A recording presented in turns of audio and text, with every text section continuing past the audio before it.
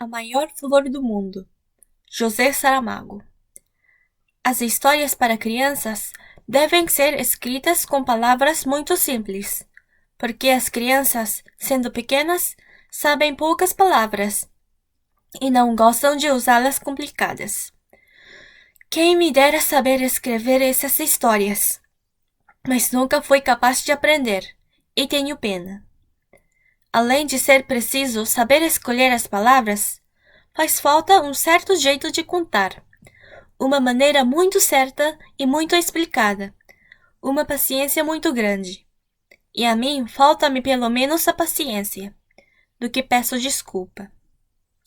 Se eu tivesse aquelas qualidades todas, poderia contar, com pormenores, uma linda história que um dia inventei, mas que assim como a vão ler, é apenas o resumo de uma história, que em 2 palavras se diz. Que me seja desculpada a vaidade se eu até cheguei a pensar que a minha história seria a mais linda de todas as que se escreveram desde o tempo dos contos de fadas e princesas encantadas. Há quanto tempo isso vai? Na história que eu quis escrever, mas não escrevi, havia uma aldeia. Agora vão começar a aparecer algumas palavras difíceis. Mas quem não souber, deve ir ver no dicionário ou perguntar ao professor. Não se temam, porém. Aqueles que fora das cidades não concebem histórias nem sequer infantis. O meu herói menino tem as suas aventuras aprazadas fora da sossegada terra, onde vivem os pais. Suponho que uma irmã, talvez um resto de avós, e uma parentela misturada de que não há notícia. Logo na primeira página, sai o menino pelos fundos do quintal, e de árvore em árvore, como um pintacilgo, desce ao rio, e depois por ele abaixo, naquela vagarosa brincadeira que o tempo alto, largo e profundo da infância a todos nós permitiu. Em certa altura, chegou ao limite das terras até onde se aventura sozinho. Dali para diante, começava o planeta Marte, efeito literário de que ele não tem responsabilidade, mas com que a liberdade do autor acha poder hoje aconchegar a frase. Dali para diante, para o nosso menino, será só uma pergunta sem literatura. Vou ou não vou? E foi.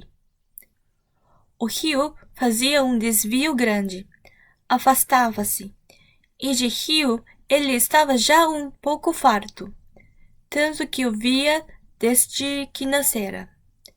Resolveu cortar à direita pelos campos, entre extensos olivais, ladeando misteriosas sebes cobertas de campainhas brancas, e outras vezes metendo por bosques de altos freixos onde havia clareiras macias sem rastro de gente ou bicho, e ao redor um silêncio que zumbia.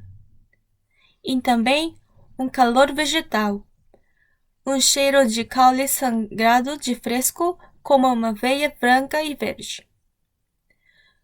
O que feliz ia o menino!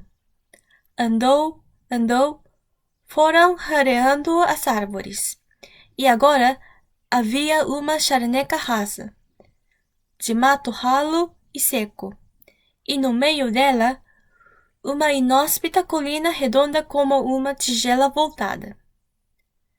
Deu-se o menino ao trabalho de subir a encosta, e quando chegou lá acima, que viu ele? Nem a sorte, nem a morte, nem as tábuas do destino. Era só uma flor, mas tão caída, tão murcha, que o menino se achegou de cansado. E como este menino era especial de história, achou que tinha de salvar a flor. Mas que é da água? Ali no alto, nem pinga. Cá por baixo, só no rio, e esse que longe estava. Não importa. Desce o menino a montanha, atravessa o mundo todo. Chega ao grande rio Nilo. No côvago das mãos recolhe quanto de água lá cabia. Volta o mundo a atravessar. Pela vertente se arrasta 3 gotas que lá chegaram, bebeu-as a flor sedenta. 20 vezes cá e lá, 100.000 viagens à lua. O sangue nos pés descalços, mas a flor aprumada já dava cheiro no ar, e como se fosse um carvalho, deitava sombra no chão. O menino adormeceu debaixo da flor. Passaram as horas, e os pais, como é costume nestes casos, começaram a afligir-se muito. Saiu toda a família e mais vizinhos à busca do menino perdido, e não o acharam. Correram tudo, já em lágrimas tantas, e era quase solpor, quando levantaram os olhos e viram ao longe uma flor enorme que ninguém se lembrava que estivesse ali. Foram todos de carreira, subiram a colina e deram com o menino adormecido. Sobre ele, resguardando-o do fresco da tarde, estava uma grande pétala perfumada, com todas as cores do arco-íris. Este menino foi levado para casa, rodeado de todo o respeito, como obra de milagre. Quando depois passava pelas ruas, as pessoas diziam que ele saíra da aldeia para ir fazer uma coisa que era muito maior do que o seu tamanho e do que todos os tamanhos. E essa é a moral da história. Este era o conto que eu queria contar.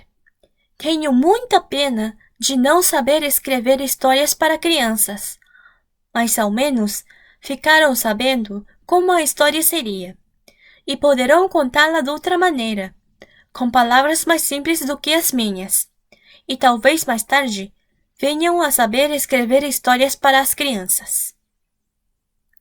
Quem sabe se um dia virei a ler outra vez esta história, escrita por ti que me lês, mas muito mais bonita.